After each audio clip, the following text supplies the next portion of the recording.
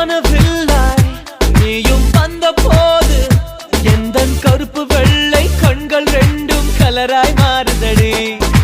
என் வீட்டு பூவெல்லாம் உன் வீட்டு திசை பார்க்கும், என் வாசல் உன் பாதம் எங்கன்னு கேக்குதடி.